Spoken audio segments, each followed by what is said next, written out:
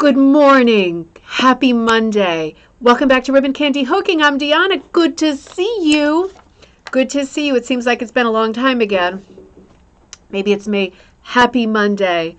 Kirsten, good to see you. Penny, good to see you. And sunny Monday at Myrtle Beach. That sounds nice. I haven't been to Myrtle Beach for years. My memory of Myrtle Beach is that it was the first place I'd ever gone where you just walk into the ocean with no hesitation because the water was so warm. That doesn't happen like further up in the Atlantic. So that was such a weird feeling that it felt so good. And the beach was so smooth. It was like a carpet. It was softer than a carpet. Such a nice place. Joy, good morning. Good to see you. Tara, good to see you. Chilly up there, I bet. I bet. Christine, good to see you. You're home today and you can watch live. I hope you're feeling okay. You're just home today, hopefully. Crystal just got the last of the bats hung outside for Halloween. You got some good decorations going, huh? It's almost time to wear my crystal sweater. You're probably going to think it looks nothing like your flowers, but it's not as good as your flowers, but it just reminds me of you. It's almost cold enough. Right on the edge here. It's still quite comfortable. I've got some good bling happening outside for Halloween decorations too. And it's so tempting to do more. It'd be hard to do. I mean, I have about 150 of those like plastic pumpkins hanging from a tree. So that's quite a bit. And then there are a bunch of those like tomato plant things, those wire cone things. And they each have like 3 or 4 more of those pumpkin things stacked. So there's probably like 200 of those pumpkins out on the lawn. But it used to be that when I had more time, I would behind the pumpkin, the tomato plant things, string that, that stringy, cobweb stuff, that cottony cobweb stuff that stretches. And now it comes in like glow in the dark and it comes in fluorescent colors like bright pink and bright green. I used to do a bit of that too. There's one scarecrow out. She's a lady, but I had more scarecrows and I had it covering all of them and it was so good, but it's just a time thing. It's just a time thing. I would love to do some more bling, and I bet your bats are amazing. I know they're amazing. Doreen, happy Monday. Good to see you in upstate New York. Cloudy with light rain. You sound like the weatherman. It's good to know. It's good to know where we're all at with our seasons here. It's a bit of a breakfast scramble with like such different places, such different situations. Some people are hanging out in the sun and others are getting clobbered with rain. It's even snow. It is funny. Debbie, good to see you. Linda, good to see you. Carol, good to see you. I'm going to be in touch with you in the next couple days about your Prati rug, the Prati rug. Absolutely need that. Love that. Jennifer, good to see you. Your yummy drink. I'm dying. I'm so thirsty lately. I'm hoping I should go to the doctor again, see if I have diabetes or something. I'm thirsty like all the time. That's not good, is it? Dave, good to see you. The weekend went so well. I have so much news for you. It went really well. Donna, good to see you in Alberta. And Suze, good morning in Kansas. It's good to see everybody. Kira, you are perfectly on time. Great to see you. Cindy, good to see you in Northern Illinois. Beautiful fall day, huh? How nice. Well, before I forget, I have so many things I want to tell you today because I missed you on Friday. But I headed up to Vermont, as you know. Let's hold on that. This coming Friday, bingo night. Before I forget, bingo night. Thank you, Kira. I know you don't like it when I say it, but I'm saying it. Thank you. Theme like Halloween and autumn theme. So beautiful, cozy rugs for this time of year, fall colors, all of that. It's a beautiful game that Kira put together. Thank you. So that is coming up this Friday night. So that will be Friday, I think the 22nd, right? 7 p.m. Eastern Standard Time on this channel, Ribbon Candy Hooking channel, we will be playing bingo. And if you haven't played bingo yet, what you do is you follow the link that is in this video and also in our Facebook group, which is Rug Hooking and Punch Needle Club, right? Click on it. It brings you to my page, which is ribboncandyhooking.com, right? A shop. And you can purchase the cards for $3 each. There are 12 different cards. You can play as many as you can handle because what you do is you print them out and we play blackout. which means you cross off all the squares as we spin the Wheel of Fortune and the different rugs get called. Your bingo card will be made up of a bunch of different rugs, right? Different pictures of different fall rugs. And each time I make a call, I'll talk about that rug, say who made it, who the designer was, something special about that rug, and then we'll move on to another call. So that's Friday night, bingo night, and that'll be a lot of fun. I don't want to forget to advertise that because we are way overdue for a bingo night. So let's see. April, good to see you. So that is coming up. Now, this weekend, I'm sure I forgot a bunch of other things. So this weekend on Saturday, I'm going to be teaching again on Cape Cod, and it'll be a choice, but it'll be at Salt Yarn on Route 6A in Dennis. So if you're interested in that, go to the either ribboncandyhooking.com or the events page, or straight to Salt Yarn in, again, Dennis, Cape Cod, Dennis, Massachusetts. And the class will be, people are hooking or punching with yarn. It's a choice, and you get the tool, whatever tool you choose. And they're choosing either, if you can remember, the Primitive Tom from last November. That was the Thanksgiving design for last November. And choosing between Primitive Tom and Moonlight Becomes You, which was the kind of take off on like a 70s style owl, like a big owl on a shadowy branch, a little bit of fluorescent pink and turquoise in his body. So people are choosing between those two designs to hook 10 by 10, you know, the full sort of size that I do with the shop anyway, in yarn. So that's coming up this Saturday. So having said that, this past Saturday, as you know, most of you know, I was in Vermont, left on Friday, and was teaching there at Mad River Fibers. Susan was great. What a great place. Yeah, Salt Yarn, Kira's been to Salt Yarn on the Cape, is a beautiful shop. It's a yarn shop. They do a lot of classes. I tend to go there about once a month to teach, just like at Madison, Connecticut. So it was a little bit different for me this past weekend going up to Vermont because I thought it was much farther than it was. It's not that far, right? To the kids it would be far, but for myself it was okay. I went up with Jay. He did some antiquing while I was teaching. We went up on Friday, and it was beautiful. Most of the foliage I felt like was a little bit past. I saw mostly yellow and a lot on the ground, but it was super pretty, particularly when the sun was shining. It was super pretty. And Mad River Fibers is a beautiful store.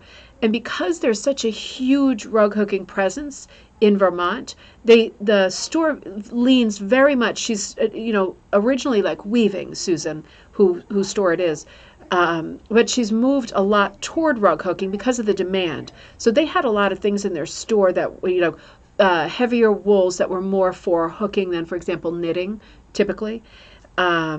Roving, she's doing dyed wool. She's doing a lot of supplies, hooks, punches, that kind of thing. Joan Moshimer hooks, Amy Oxford punches, that kind of thing. She's got lots of that sort of thing in her store. The store is in Waitsfield, Vermont, which is not that far from Stowe or Montpelier. So really nice area, really beautiful store. Lovely to meet Susan. What a nice group of people. It was, she said, the most sign up that she had, which made me feel so good that people were out there wanting to learn punching and hooking, right? But it was a great group. And if any of you are watching, it really was such a good kind of alchemy between all of us. I thought we kind of functioned as one unit, even though we were split between 3 tables. We kind of everybody joining in the conversation from across the room, and everybody did remarkably well with both hooking and punching, which is always a relief for me because I don't like people to leave and walk out the door feeling wound up or frustrated. I like people to leave feeling like, I got this. This is just the tip of the iceberg. This is just the beginning of a long, happy journey. And I felt like everybody felt like that leaving. So if any of you are watching, Pam, Beth, Liz, Marty, Paulette, Amanda, all of the people who were there, it was so much fun. It really was, and you all did so well. It was remarkable. So I want to come back to that in just a second, because I found some stuff too. I did a little antiquing, of course, when we were headed up there, and it was really nice. I stayed at the Waitsfield Inn, which is quite close. It's an old inn, and the downstairs was very old, charming, like an old kind of stagecoachy, creaky floorboards, kind of exposed beams, lots of stuff out, just really beautiful and old. Upstairs, the bedrooms were less sort of oldie. They were more kind of new. I could have done with a little more junk upstairs in the bedrooms to look at. I like a full blast junk kaleidoscope to look at. But it was a beautiful inn, lots of places around there, a couple places to eat walking distance, And how nice is that? But on the journey up there, we made some stops in like Brattleboro, Vermont, and Greenfield, Mass. For a diner there. There was a nice multi-dealer antique store there. I didn't do a lot. I didn't find a lot of hooked rugs. I saw hooked rugs. I didn't find a lot that I thought were exquisite or different. The ones that I saw were, like Lisa said last week, I saw one that was just beyond damaged, and it wasn't interesting at all. The interest was zero, right? So in terms of like the design and the colors and everything, for me at least, I probably should have picked it up, but it wasn't cheap either. So that kind of thing. But it was nice, as always, to see rugs. I'm working on a book project. So I picked up a couple of rugs that I will be using antique examples for that project, because I'm just not able right now. I am so busy with creating new rugs and patterns that will appear in this book that will be out next August. And until then, I'm kind of holding on those patterns because they're meant to be a surprise, and they will be exclusive to the book. So I'm not showing you stuff I'm working on right now, which breaks my heart, but it will be worth it in the end, I promise. But I did find a couple of rugs that I will be using as examples for many. The book is about rag rugs in general, so not just hooking. All of these other sort of forms of rug making that we can do using scraps. If you like the recycling angle more, than shopping, the rug hooking shops for new supplies, if you like a fusion of both. I like looking at many different types of rugs and sort of hybrids of rugs, where we do a little bit of one and a little bit of another technique on the same. For example, classic hooking the center and braiding around the edge kind of thing. But I like those kinds of fusions. So this book is more about all kinds of rag rugs and sort of the historic principle of using thrift to make all kinds of different rugs that are all very easy to execute. So yeah, I'm excited too. So just thank you, April. So just so you know, if you have rugs that fit into every category, I would say with the exception of hooking, although I always welcome looking at hooked rugs too. Actually, I take that back. If you have rugs that you'd like me to look at to see if they fill holes in the project that I'm working on, because obviously I don't have time to make multiple examples of each of like 20 different techniques. If you have rugs that are examples of or hybrids of things that are outside of hooking, but also feel free to send your hooked rugs, because if not this book, the one right behind it. So always feel free to send those. I love seeing your work, and I first pull from our group before I look outside of our group for examples and help with providing examples. I want to go to you first, always. But it's particularly helpful for me right now. I just finished a chapter on Quilly, although somebody said, and I forgot who it was, one of our buddies, I didn't run Cocktail Night last Friday, right, because I was traveling, but the Friday before, when I ran the episode on Hetty Van Gerp and Hooked on Tancook Island off Nova Scotia, somebody said in that thread, unless I dreamed it, that they had a Quilly rug where the sheep's whole body was Quilly. And I thought, yeah, I need that. But I haven't seen it unless I missed the email. So if you are watching, I'm sorry, I forgot in the 2 weeks who I was talking to, but I would love to see that rug, because even though I finished the Quilly chapter, I would go back into it to put something like that in, because a sheep is so dear to everyone's heart who does any kind of wool or sort of thrift craft in general, right? Because you always get to wool sooner or later. I would love to see that. So I'm looking for things that are a bit different, different kinds of braiding, not straightforward braiding, but if you do different like shaped braiding or sort of intricate, like sort of Celtic knot type braiding, that kind of thing. Amish toothbrush, knitting, crocheting, rugs, but not just straightforward, something a little bit different. If you have examples of something a little bit different, because I'm doing all of the examples of the very basic, put it in a crucible, burn it down, here it is. But if you have examples of ones that are a little bit different, I would love to see them. Even if they're not perfect and you don't think that they're fantastic, I bet I will love them and will be able to use them. So things like that, proggy, of course, anything clipped, anything even rug hooked but clipped with a pile, whether it's Waldoboro, latch, any of those kinds of things. I'm trying to think of some others that I was looking for. Beverly sent me a great wagon wheel, and I was staying away from wovens, but I am thinking about that dangy wagon wheel, because it's not actually done in a wagon wheel. It's done in like a circular hoop, but it's just so cool. It's just so old-timey and cool. I am thinking about that. But I'm going to see how it goes. The rugs that are made, with the felt balls, that the bigger ones go in the dryer, but the small ones, I've done videos dyeing them and stringing them as garlands, soaking them in cedar oil, so anti-moth. But those smaller balls, if you do any of those sort of wool ball rugs, I would love to see your examples of that. Anything you do that's different, or anything you do that is a cross or a fusion, a hybrid of any of the techniques. I love to see crossover. Felting, needle felting, miniature punch, Russian punch, all of these things I would love to see. So that's okay, Janice. I'm so happy to see you. Oh, Christine, you're better today. You're supposed to go away this past weekend. Oh, no, you both got sick. Oh, I'm sorry. I hope that it's just delayed and not canceled for the year. That's a bummer, huh? Oh, Amber, good to see you. Oh, I'm excited too. I have so many things to share with you, and I feel like I got a lip zipper on my mouth. It's just the way that it is right now. But let me show you some of the things that I found that I thought were super inspiring. More things I need. Penny rugs, any kind of applique rug, that kind of thing. So things done with needles, right? Because this book is not just things done with hooks and punches. It's things done sort of with any kind of tool other than a loom. And I'm even second guessing myself there, because the wagon wheels they fit so well historically into the timeline of what I'm trying to do. So, no, Kira, good one. Yes, needle felting, and no, not rug only. Accessories are great too. So, yeah, dummy boards, pillows, three-dimensional stuffed things, all that is great. Any of that is great. I'd love to see it.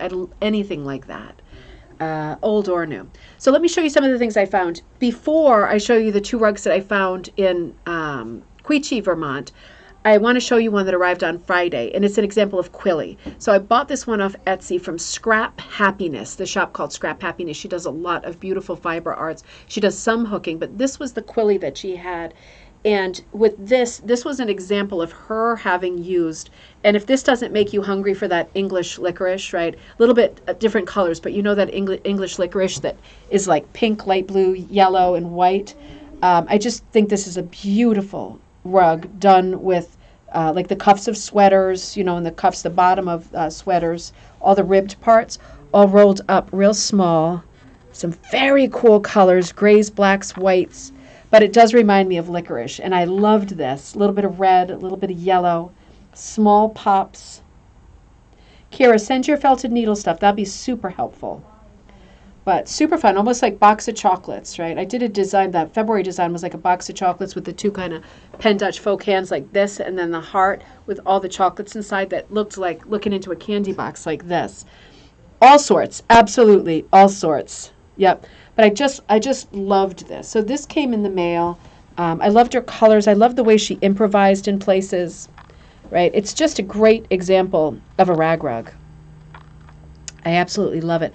And I loved the very simple and sort of rare use of using a multicolored sweater, right? And just letting it rip. And then doing the whip stitching around the edge with yarn. It's irregular, and that's part of the reason I like it so much. So this is now in my collection of, my pig collection of things I love, right? I'm like a pig with stuff.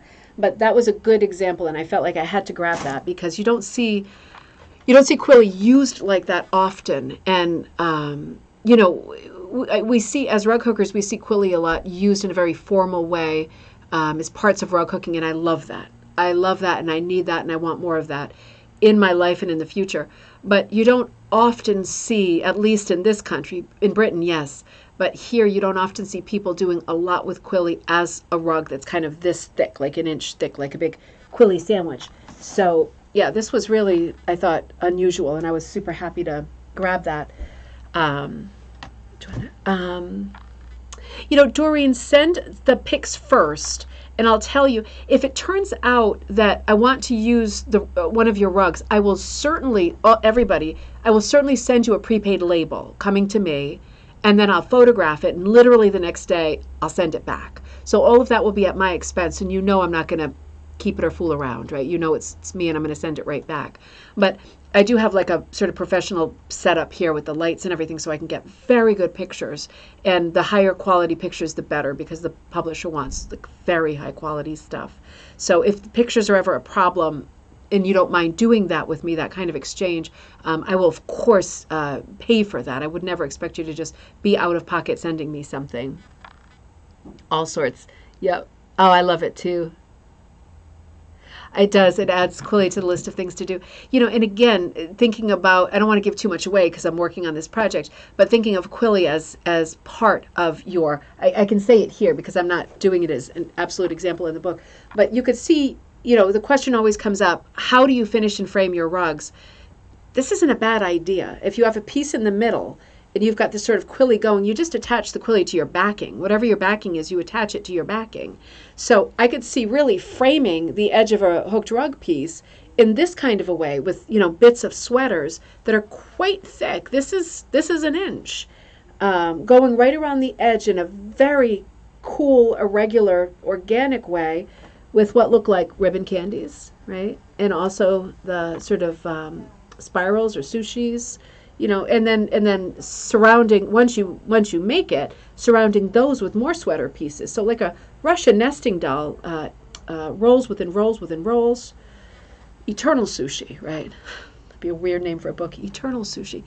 But yeah, it's just another idea for a way to sort of fuse whatever it is you like doing the best, punching, hooking, latching, whatever, giving you another idea to add to it, or elements. Imagine how cool it would be to do something that has this kind of quilly look with your old sweaters that the moths got a hold of, right? Or something at Goodwill that you bought that you didn't know how to stain or a hole. Isn't that a classic?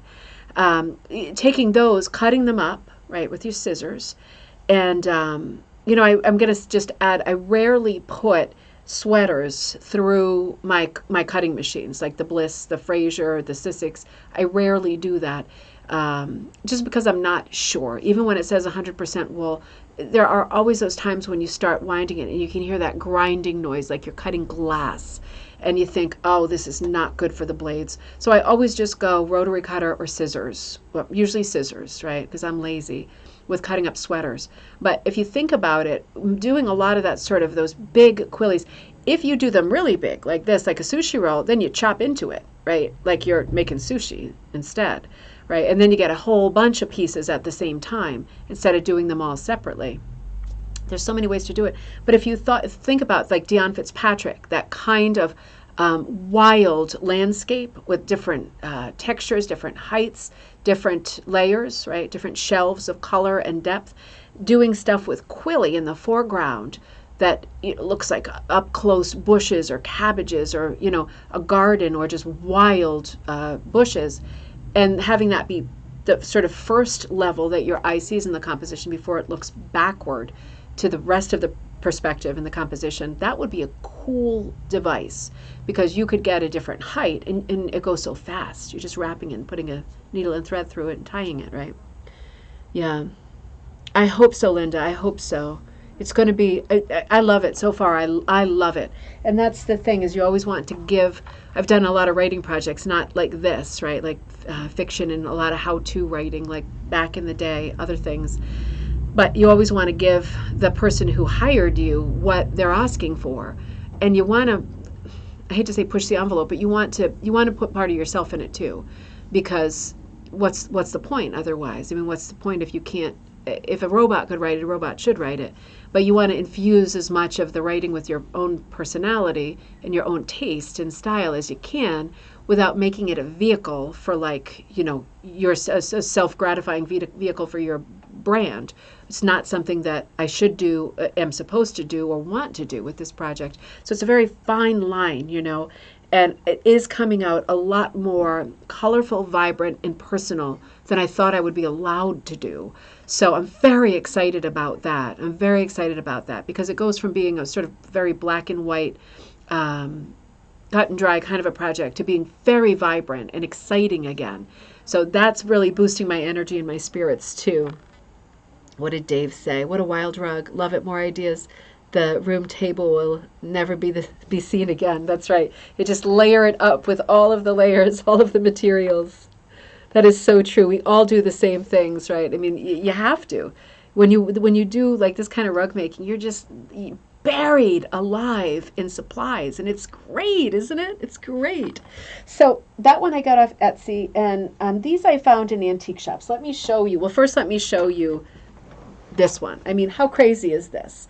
So I'll show it to you close up. I took a photo of this about a year ago because it was at that store in Vermont, and it's a what's called a lamb's tongue rug, not a penny rug, right? People might call it accidentally, like they did at the antique store, a penny rug. It's not. Penny rug, you really expect to see those circles, don't you? But this is more like of a lamb's tongue rug. It's sewn with felt, and if you can see, let me just do this without hurting the rug. Underneath, I'll show you closer up. The colors are much brighter. I'll bring it closer to you. But it's pinked. It's very thick felt. It's very old. I would put this at probably 1890s to like 1900s. But it is a many multi-colored pinked applique rug. It's got some stains on it. Fully would expect that, right? But if you look in here, it's done on burlap. Maybe you can see it's a gray day for me here. But you can see that the color, these are not shadows. The colors were so vibrant at one point. Let me come over here, right?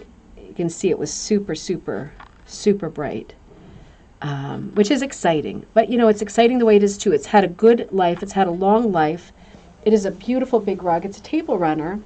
It's got a lot of texture. I absolutely love it, but it was quite expensive when I first saw it. And I just let it be because I wasn't working on the project I'm working on now, and I couldn't see an immediate use for it, so I couldn't justify that kind of spending. But I noticed the price went way down since then. So I grabbed it. So I grabbed this rug. I think it was $65. And of course I grabbed it for $65. I mean, like I would need my head examined if I didn't want to show this as an example of a great homemade rug. So if you can see in there, there's burlap in here. They've sewn onto burlap. Each piece is pinked. From a distance, I think it looks more like a penny rug in that it looks like there's stitching around each petal, but there's not. It's pinked. And the person who made it tried to hide the stitches. Did a really good job of that.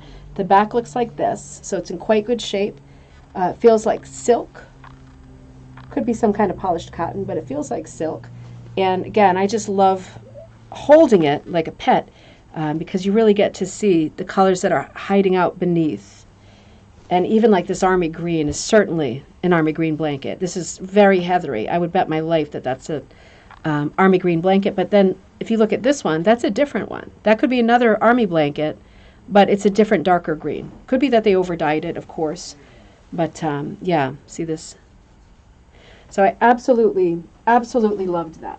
And, you know, I am doing an example of a rug similar to this, right, with the book, because this is a great technique. And, you know, when we say rug, as you know, we're not always talking about a rug. We're talking about using textiles as a technique, just like a person would choose as their medium to work in, like watercolor, pottery, glass, song, right, anything.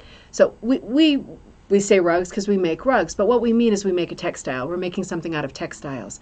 And the word rug is got to go sooner or later, and I hope it's sooner because it's very misleading. I mean, don't you think? We talk about the language of this a lot. It's very misleading. So I absolutely love that one. Yeah, it's quite old. It's quite old, without a doubt. And it's very thick. But, you know, you can buy felt, as you know. The felt that they used here is very thick felt, right? It's not the kind of felt that, for example, they would have at Joann's. They've got the sheets of felt, which are great and would work, but this much thicker felt is much more artistic.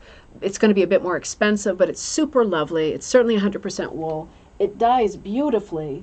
And, you know, there's so many possibilities with something like this. I would not use this as a rug, right? I mean, it's not impossible to put it at the end of something under a table where nobody would actually cross it or walk over it. But, I mean, obviously this is a huge tripping rug, right? So I would never use it as that. But certainly as a piece of wall art on a table, you can see even when it's hung, it still hangs well enough to enjoy and use. It's best flat or mostly flat. It would be nice hung over a nice bar for display. Very primitive, very country.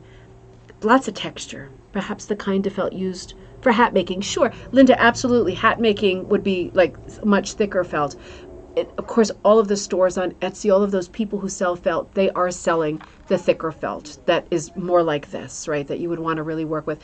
Because the reason it's not so flippity floppity and it has structure is because the felt is thicker.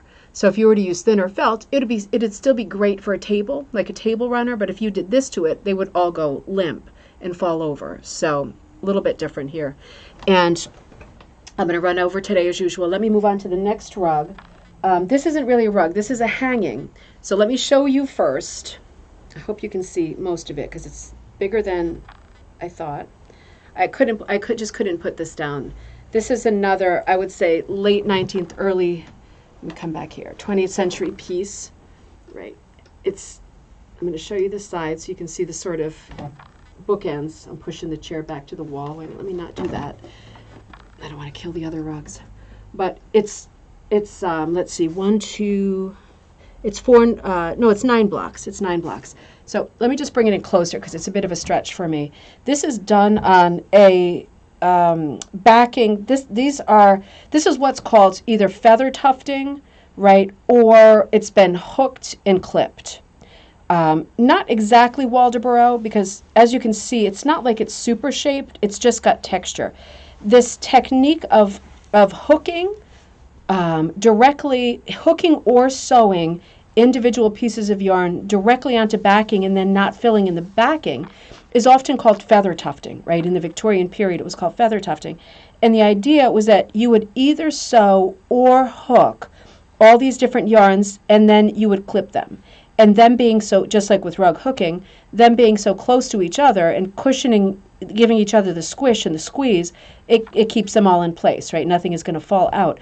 But I thought this is an amazing design on blue backing. It does have kind of somebody put like some kind of a tapestry thing on the back of it that looks much newer than the piece.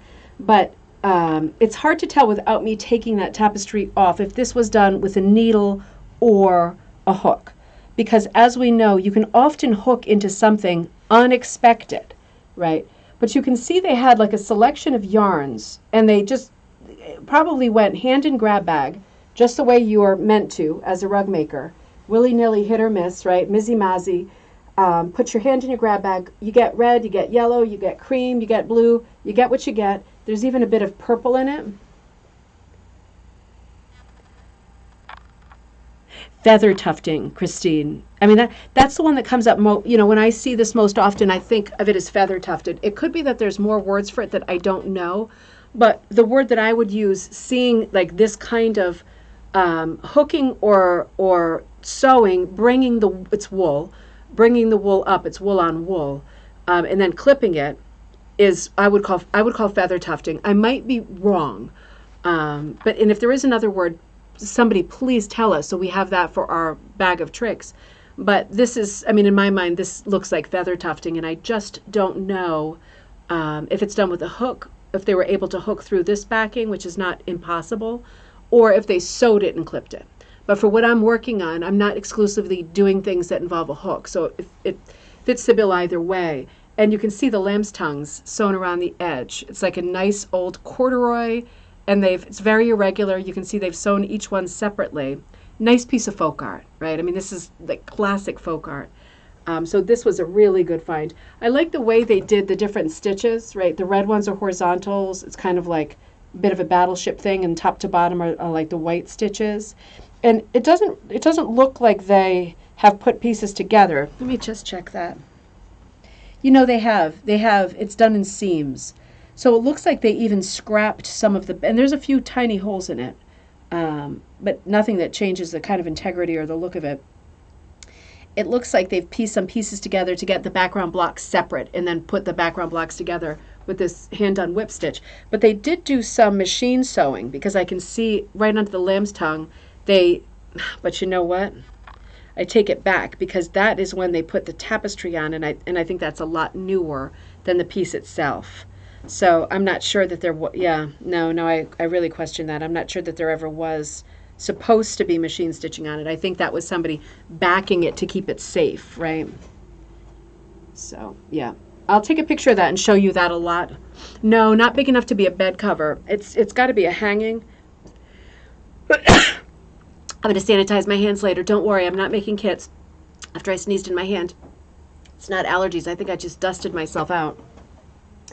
No, it's not that big. It's probably, I would say, maybe 3 foot by 3 foot kind of thing. I think it's just a great hanging. But I absolutely loved it, and I was super inspired. So I wanted to use that. Now, I want to also push on a hair because, I hope I'm not getting allergies. While I was there at the class, right, we're going to run over. Okay, Christine says that technique used to be listed in Early American Life. I love that magazine. I subscribe to that one. Thank you. Thank you. Jay's bringing me the hand sanitizer. We're going to stay clean here. We're going to stay, obviously, many cheers for the getting vaccinated, and I'm looking forward to getting my booster at the earliest possible date. But nonetheless, we'll do some of this. Thank you.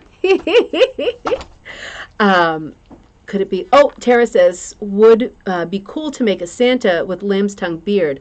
Oh, there you go. That would be fantastic, wouldn't it? What a great idea. That would be great. I just thought of something naughty, and I can't even say it. Not going to say it. Those scalloped edges, I'm in love. Me too. I love it when you run over. Thanks, Doreen. Definitely right. We weren't together on Friday, so it's going to be hard to shut my mouth. My mouth is going to just run. So while I was at the Mad River, named for the river that runs through, beautiful rocky river. While I was at the Mad River Fibers at Susan Snyder's place, right? She owns it. Forgot to tell you, in the parking lot, if you're around there, there was parked an Airstream, my dream, that was called the Yarn Stream. And there was a girl, Nikki, who had it parked. She often parks at Mad River Mill because Mad River, Susan mostly carries weaving stuff and rug hooking stuff. So she doesn't carry a lot of like sock weight, lace weight, mohair, things that someone who's a knitter, like knitting clothing, would be more likely to want. She really doesn't carry that stuff. So Nikki, with her Yarn Stream, Airstream in the parking lot, is a great complement. They complement each other beautifully because yarn in both places, but Nikki's is like Noro and what's that one that begins with the K? I have so much of it. You know, that real high twist, thin one. I feel like I might be getting sick. Yeah, anyway, it was so great to be able to walk into this Airstream, and it was like a shop in there, like a crazy 1950s atomic teardrop shaped shop with yarn all over the place. And it was very different than the yarn that was inside. Very cool. Very cool. So when I went in there, I was doing the class, and it was a very long class. I was there for about 7 hours, which is the longest I would ever do, right, in one go, because standing up and me being lazy and needing to eat constantly isn't great. But it was a fun class, and that's what saved this long day. But in the middle of the day, I took a pronounced break, as you can imagine. And this woman came in who I did not know, whose name was Sandra Grant. And she was introduced to me as a famous rug hooker. And from there, and I thought, oh my word, she came to visit, and she was so lovely and fun and funny and talented. And I realized that many of the hooked rug pieces that are on display at Mad River Fibers are her pieces. And so I found out a lot about her, and I chatted with her for a good long time. And it looks like I might be doing a lot more stuff with the Green Mountain Guild, hopefully in the future. She's a huge part of that. And also, Kira, what was it you said? She told me, and I forgot, New Hampshire League of something, right? She's also very involved in the New Hampshire League of something. German tufting. Is that German tufting? Amber says, it was called Victorian tufting, as you've seen on Pinterest. German tufting embroidery. Okay, interesting. I just want to make I'm asking a question. I just want to make the distinction. We're not crossing over with like Berlin embroidery, right? Like sampler embroidery. Because I don't want to cross into that, because I know that that's distinctly different. But German tufting, I'm going to follow up on that one, because that would follow that it was done with a needle and cut, tufted, clipped, right? So that would be a good angle. Also, Amish work, plush work, stump. Yeah, I don't know Amish work or plush work, so I'm gonna have to check those out. Stump work I love, but I always thought stump work was more figural, like you were supposed to do like people or a scene or something, because you always get that very more Waldoboro three-dimensional clipped style. I might be wrong, but I became aware of stump work when I was doing costume design as a degree, because we often had to do embroidery and things that was raised, and we often were referring to stump work, which was a bit of a nightmare when you're working on like a piece that's timed, right? But I'll have to check that too. And I do have a lot of stump work books because I loved it. I love the way it looks. I just don't want to do it. So I hope it's not stump work because that would be a lot of work. But those are all great tags. I love all of those great tags. Kira, if you have time, can you just write those down and send me a text with those, because I'm never going to remember. The New Hampshire League of Craftsmen. Okay. No, not a sampler. Okay, thank you. Good. I wanted to be sure we weren't crossing into Berlin work. Excellent. League of New Hampshire Craftsmen. That's all right. So she's involved in both. Sandra Grant. What a lovely, lovely person. You know, there are some people in the world who are just neutral. There are some people you cross their path. They got kind of that, like, I'm not going to say a bad word, but you know what kind of face I mean. What a nice person walking through the door, gregarious, open, friendly, familiar. You know, one of these people that you meet and you feel like you've known them forever. You can say whatever you want and be yourself, come off your chain a little bit without worrying. What a nice person. So I talked to her for a long while and I found out a few things. First of all, I took some pictures of the work that she had up at Mad River Fibers, right, at the store where I was teaching. And these are some of the examples. So I don't know the titles. I just took pictures, and this is what my camera did. So this one here, the big sort of feather, and this is actually feather, right? She's got like, she's hooked diagonally. It might be that it goes this way. Yeah, I think it probably does, right? Bit of a Van Gogh sky there. I didn't even notice that until I just looked at the monitor. Beautiful. She does a lot with directional hooking. You know, and that's always something that we should be interested in because it gives us a lot of ideas. She really breaks this composition up into three, like lateral kind of lines, right? Interesting. And then this giant feather that's made from feathers. You know, she does a lot with birds, and her, I'm not sure if it's her brand, but she goes by the name Bird's Nest Hooking. A lot to do with birds. This is like her special area of interest. So feathers are something she's interested in. She's a big one for for fusions, for hybrids, right? So we've got almost like a collage effect, a multimedia effect within the piece. This is like one of her tag things. So we've got the feather, and then this beauty here. Is that a daylily? What is that? Gardeners Help, SOS Gardeners. Beautiful hooked piece. Let me bring you in even closer. Can you see how finely that's done? You know, I forgot to ask her if she hand painted this background or if she just used color sort of modeled wool. But that is wool. It's cut. It looked to me like it was cut to a 4 or 5. And then the thing with this piece is, do you see the border she's done here? That's needle felted. And she needle felted directly into the linen backing of the hooked piece. Let me say that again. She needle felted directly into the linen backing. She folded it over, right? So she already had the border, needle felted through both edges, and that is the end of it, right? How do you finish it? It's finished. She folded it over and needle felted through both layers, right? With this big spongy foam underneath and the needle for the felting, right through both layers, and then that's a wrap, isn't it? There's no more finishing the edges. These are the edges, right? I thought that was amazing. Oh, thank you. Water lily. Oh my God, of course. Well, I guess it's a clue that the blue is water and there's like a giant pad, right? A green pad on it. What is wrong with me? Drink another water, right? Drink another one. I really love it. I feel like I see a little bit of a face in here.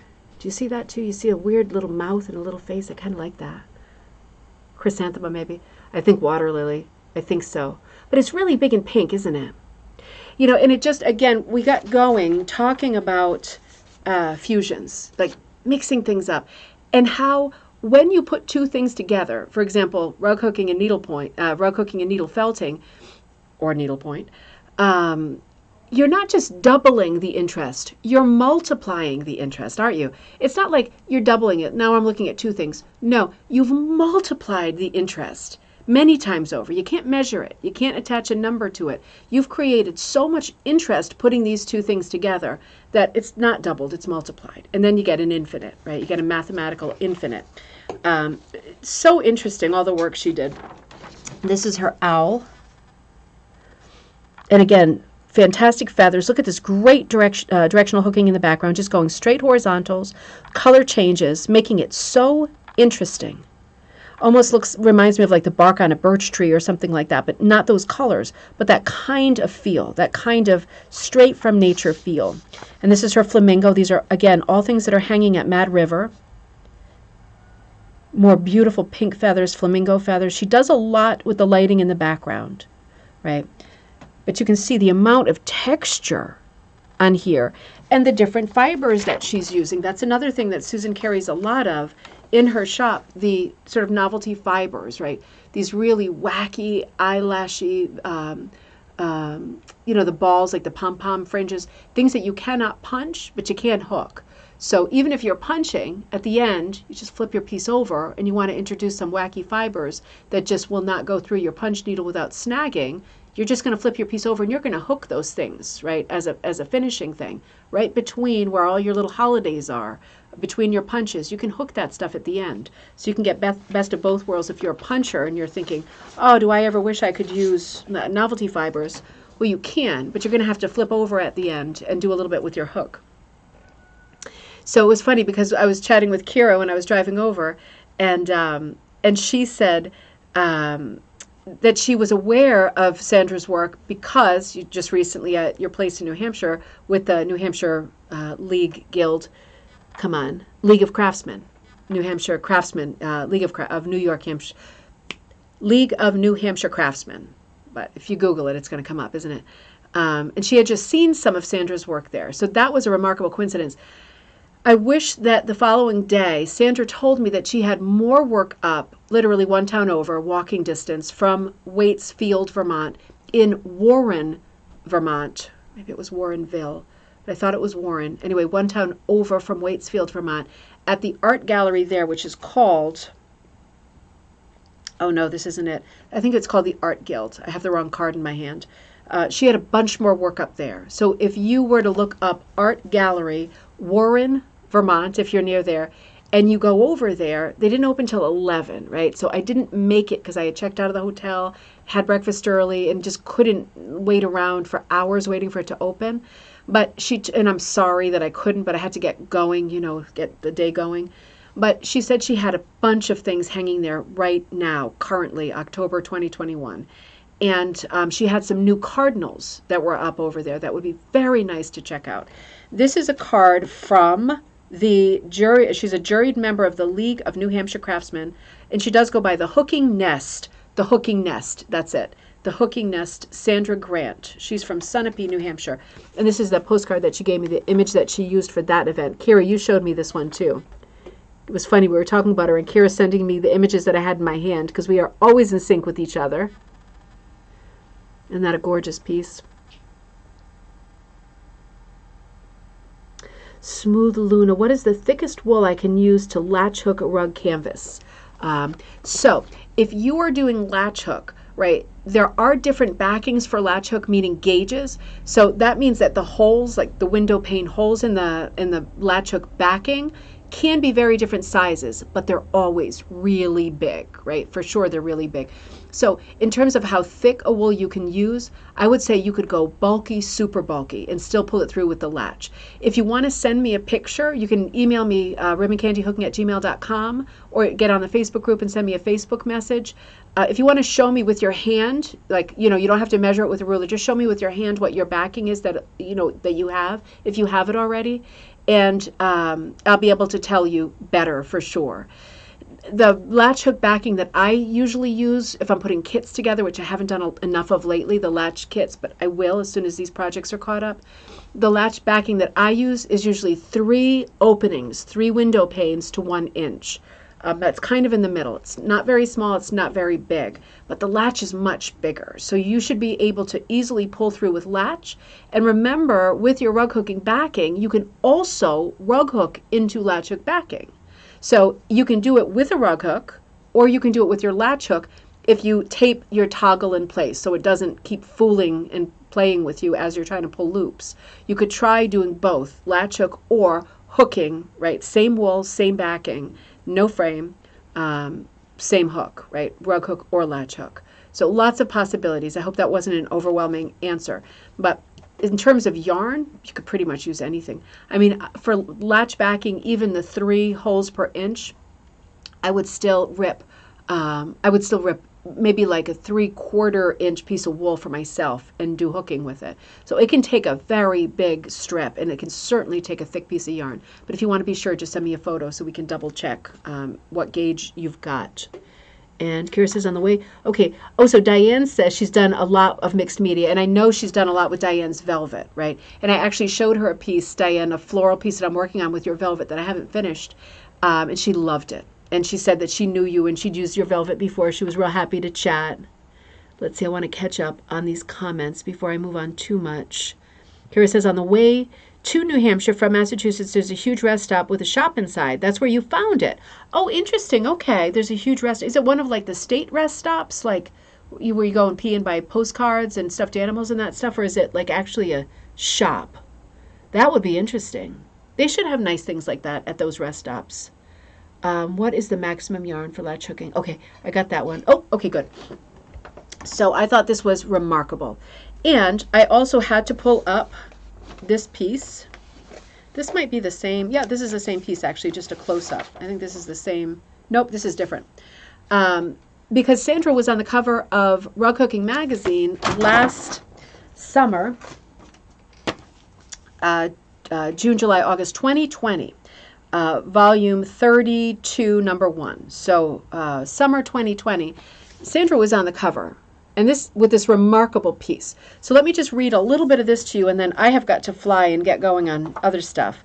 But I just wanted to see this through because she was so lovely, and I really wanted to promote the astonishing work she's doing in her area, which is really birds, right? So I'm not going to read the whole thing, but again, this is Rug Hooking magazine. We refer to them often and with love, and this is one of the many of the hundreds, if not thousands, of great articles that have appeared over the years. August 2020. The Sculptural Bird Creations of Sandra Grant, Flights of Fancy. Article and photography by Anne Marie Littenberg. Sandra Grant says, where did it come from? Is what artists, writers, musicians, and spiritual leaders are asked when the world wants to understand what inspires their work. Most of the time, for me, it is intuition and being aware of what is right in front of me. I love my birds with a variety of shapes, colors, movement, habit, all inspire my creation. I've often said that many of the bird subjects I work with choose me more than I choose them. So this whole article is about Sandra, the way she works, a little bit about her life. I haven't read it because I've been in not much of a rush since I got back late last night. But apparently she went to Boston's, was accepted into Boston's Museum of Fine Arts School, where her adventures began. She has a BFA, as well as a master's in art education, taught at public schools for many years while continuing her own independent and formal studies, which included a semester of weaving and working with a variety of fibers. So that's where she's getting that great background, that great mixed background in many styles, right? And I think, deviating, but I think more and more, I've been so rug hooking for so long, and I love it, and I always will be, but I'm loving this moment of crossing over to other styles and other mediums within rug making. And I feel like, am I doing it because I need to change personally, or am I doing it because I have this looming feeling in the back of my mind that unless this craft broadens a little bit, it might become extinct? I don't know the answer. I never know the answer to my own questions. But I'm just thinking, I think about that a lot. I think about the fact that Google doesn't recognize rug hooking as a hobby or craft anymore. It doesn't recognize it as anything. And when you tell people you're doing rug hooking, they think you're doing raw cooking. And these things all upset me because it makes me feel like we have one foot in the grave and the other on a banana peel in terms of our beloved craft. So I feel like reaching into this place of mixed media, mixing over multimedia, moving more toward the idea of rag rugs rather than one technique within rug making is where I feel like I've got to move to right now with life, with the business, with the show, with the books, just to keep it going and to open up all of those other avenues. And then one of the little byproducts of changing our sort of center of how we think about this craft, one of the byproducts from that will certainly be that all of these weird and useless kind of attitudes, high horse attitudes about what is the sort of grand roster or what is the totem pole of rug crafts in terms of best to worst, right? This whole attitude that latch is or punch is less than hooking, all of that should, if we start thinking of the craft as rug making, all of that attitude stuff should disappear or be phased out over hopefully a short time, shorter rather than later, because none of that is helpful or useful. And all forms of rug making are beautiful, special, unique, effective, limitless, right? No matter what tool you're holding in your hand. So I like this kind of conversation. I like meeting Sandra at this moment was good for me because looking at all this multimedia stuff that she does, I'm thinking, this is what I'm talking about. This is the right place, the right time. Cementing the idea. This is, you can see here, I didn't ask her, but it looked like she's either doing a raised, I'll have to write to her, very raised Waldoboro effect. In other words, pulling her loops very, very, very high. I think she's clipping them there. Yep, those are clipped. So she's either latching, pulling her loops very, very high and clipping them in the style of latch or raised Waldoboro. It looks like, if you remember the craft trapunto, right, that you would do with sewing, two fibers together, and then you're cutting the back one and stuffing it to give the front one a raised effect. I think she's doing that just by pulling her wool through much, much, much higher. And then this little guy here, I would love to have a conversation with her about her techniques and stuff. Maybe that's something we can look forward to. Look at this little sweetheart. Right, so good. But yeah, I think this is a good way to be moving forward. Look at this stuff. This is a great article. We might return. Well, maybe we'll start the day with this tomorrow. Isn't that gorgeous? I think that's the one that's on the card. This one here. Look at that background too. You know what I like about this? It's so modern. It has a little bit of a Japanese flavor to it in terms of Japanese art and wood prints. And then I like the river kind of running behind at that angle. This is the second time we've seen her doing something with a very diagonal cross in the background rather than breaking something up horizontally. I think that's a great design ploy, right? And then, of course, the cat willows or the reeds or whatever they are in the background coming up in just the right way to complement this composition. You see the reeds in the background, the top part is light and the other half is dark. Smart, right? But you see this river cutting through diagonally, and then look underneath. Instead of doing something realistic, because that's quite realistic, right? She does this much more kind of Alphonse Mucha, very stylized, even klimt looking, color changing. You get this sense that it's earth or rock, right? You get the sense that it's terrain. You've moved away from water and you're looking at a cliff or a rock or a beach, but you see the amount of very cave facet too, isn't it? Almost like cat's paw shapes, fossil type shapes. So interesting, so interesting. Having a fusion of those styles within one piece multiplies the interest.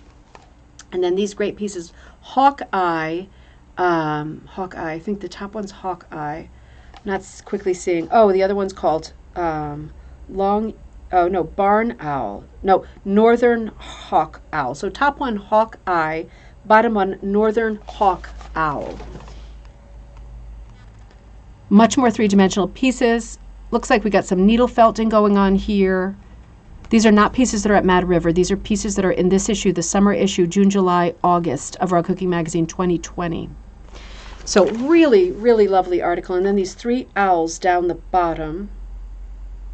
Hope I'm getting the names right because I'm reading and paraphrasing. Like a little triptych of owls, right? It's like the Brady Bunch, but just the top row. Three little owls. Isn't that nice?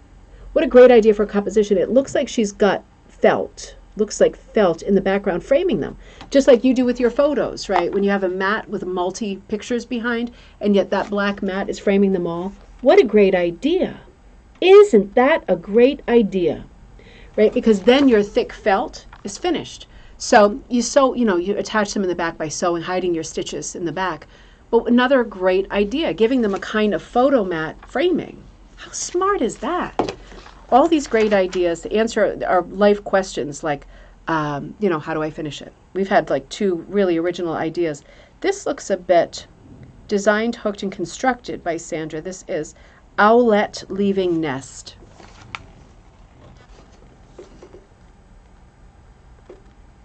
That's so good, isn't it? That looks like a 3-dimensional piece. So, what a great article. I'll see if I return to this tomorrow. I haven't made any decisions yet about tomorrow's show. This is another pretty one. And she does give us that diagonal sometimes, and she often, for one bird, keeping the composition simple, gives us this horizontal background with a lot of color change. What do you do with your sort of multicolored mottled wool pieces? You do stuff like that with them, right? That's exactly what you do with them. So I'm going to keep this handy. I'm not sure where I'm going with coffee time yet, but I do know that I'm doing it. Let me catch up on what we're talking about here. Jenna says, I also weave and go back and forth between a lot of crafts. That is so handy. And not just for your hands, right? Because doing too much of one thing we know does carpal tunnel and bad things to all the way up to your shoulder. It's so good to mix it up by doing different things, right? And Crystal says, raw cooking. I know, all the time, Crystal, all the time. It's like when I go somewhere in person and I sign my papers, my last name is David, and they always go, is that your last name? And it's like, I hope I don't look like that's my first name, right? Like it's just one of those like major button pushing things. Linda says, I hear the phrase all around here is fiber arts. Dave, that's so much better. That's so much better. And I have to say, I feel like when you say fiber arts, at least in the U.S., I feel like people think more about spinning and weaving and that kind of thing. It's not that I think the term has been hijacked by anybody, the weavers and the spinners, but I still feel like it's broader, so it's already better to go with fiber arts than it is to go with rug hooking. I think as soon as you say the word rug, you're in trouble. But I think the more we work, the more people come on board with the various kinds of rug making, the various techniques, getting involved, invested, interested, the more people will understand that a rug is not for the floor, right? And I think the Canadian term mat works a lot better, but I feel like it might be too late at this point in the evolution of this craft for Americans change that word. I'm not sure, but I think mat was always a better word because it was a bit less place descriptive, right? Oh, I'm getting terribly late now. Are there grades? Oh, thanks, Linda. Okay, Luna, Smooth Luna, are there grades of wool yarn specific for floor rugs?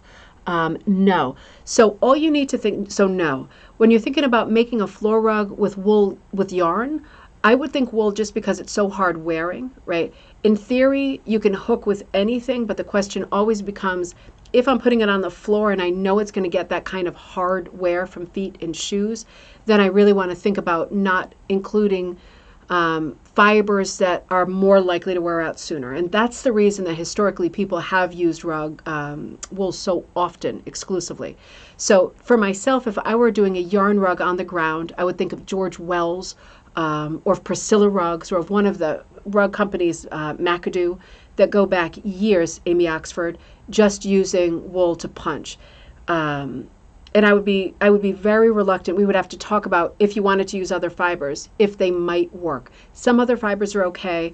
Most are going to be compromised sooner rather than later because they don't have that sort of the stuff that a rug is made out of in terms of being walked on constantly.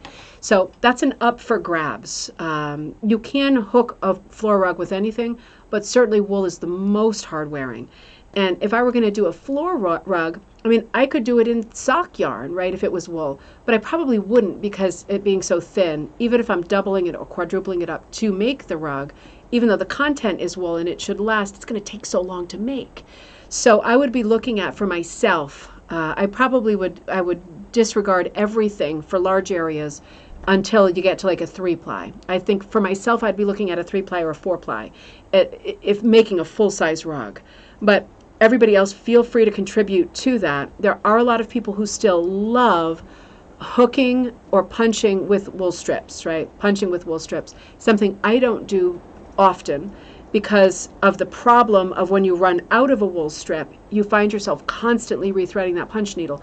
Unless you have set yourself up for success by getting like a long, cutting it in such a way that you've got a long, long piece going, then wool strips also becomes an option. But certainly rug yarn, and again, for myself, I wouldn't go under a 3-ply. A 3-ply would be the smallest, the narrowest sort of gauge I would be thinking of, because I would be thinking about the time it took me and how fun it is to do a project, but how when you're working on one project for a long time, your heart seems to want to think about the next project. So speed often becomes one of the factors too. And so the thicker the better, but then you're playing that game, the what is my backing game, because if you're putting very thick wool into a very tight backing, like rug warp or monk's cloth, it's going to get to your arm and your wrist, right? And then that's a different problem.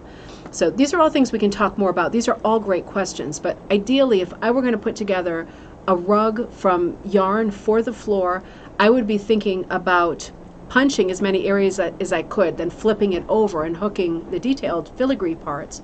And I would be looking at, I think I would be looking at monk's cloth with 3 or 4 ply yarn. Simple answer. Many other possibilities though. Thanks, Linda. Yes, please give the thumbs up to these episodes. This is a long one. Becky, good to see you. More info to Google today. Me too, with all those different forms. I'm so glad, Amber, you hit me with so many great new phrases. I need to get in there and rootle in. Okay, thank you so much. So I will see you tomorrow with what? I'm not sure. We'll figure it out. We might look at some of the older issues of Celebration. I have never done that. Or Wool Street Journal. We might do that, hit some of the old issues of some great gems that we have not sung the praises of nearly enough. But regardless, I will see you tomorrow for coffee time at noon Eastern Standard Time. Same channel, Ribbon Candy Hooking. And don't forget your bingo tickets, right? And don't forget to check out Sandra Grant. And I will see you tomorrow at noon. Have a